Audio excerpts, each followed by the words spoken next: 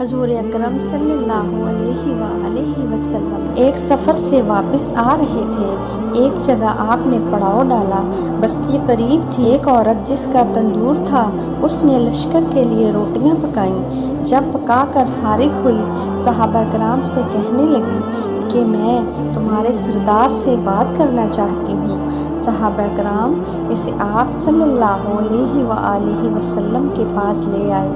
کہنے لگی، اے اللہ کے رسول، میں آپ سے ایک بات پوچھنا چاہتی ہوں۔ فرمایا، پوچھو۔ کہنے لگی، میں ماں ہوں، تندور میں روٹیاں لگاتی ہوں۔ میرا ایک چھوٹا سا بچہ ہے، میں اس کو آگ کے قریب نہیں آنے دیتی کہ کہیں اس کو گرم ہوا نہ لگ جائے۔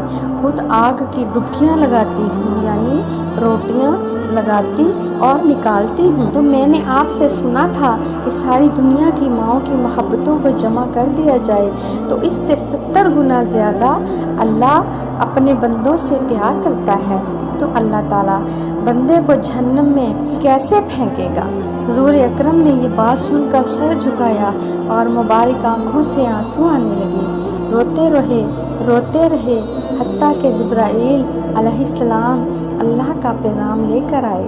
میرے محبوب، اس عورت کو بتا دیں، اللہ نے ان پر ظلم نہیں کیا، انہوں نے خود اپنی جانوں پر ظلم کیا۔ بات یہ ہے کہ یہ شیطان کی بات زیادہ مانتے ہیں اور توبہ کو ضائع کرتے ہیں، تو یہ اپنے عمل کی وجہ سے جہنم میں جائیں گے۔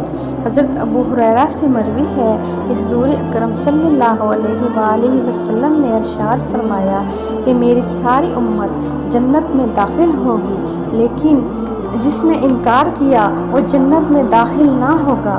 پوچھا گیا، کون انکار کرے گا؟ تو آپ صلی اللہ علیہ وآلہ وسلم نے جواب دیا، جس نے میری اطاعت کی وہ جنت میں داخل ہوگا، اور جس نے میری نافرمانی کی اس نے انکار کیا۔ حضرت ابو ہریرہ رضی اللہ تعالی عنہ سے مروی ہے کہ حضور نے فرمایا، بندہ اپنے رب کے قریب سجدہ کی حالت میں ہوتا ہے۔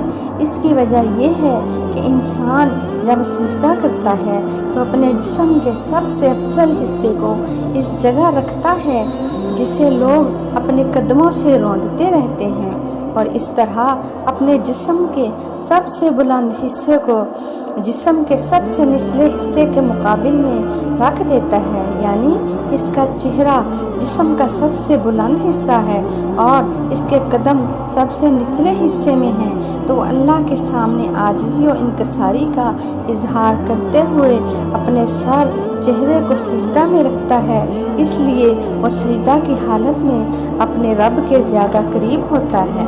اور نبی اکرم صلی اللہ علیہ وآلہ وسلم نے فرمایا، تم میں سب سے زیادہ عزیز مجھے وہ شخص ہے جس کے عادات و اخلاق سب سے زیادہ عمدہ ہوں۔ اور نبی کریم صلی اللہ علیہ وآلہ وسلم سے ایک آدمی نے پوچھا، یا رسول اللہ، عزت کس چیز میں ہے؟ تو حضور نے فرمایا، جو رب نے دیا ہے اس پہ راضی ہو جا، اللہ عزت عطا کر دے گا۔ یا رسول اللہ، ذلت کیا ہے؟ فرمایا، زندگی میں لالچ کبھی نہ کرنا، ذلیل ہو جائے گا۔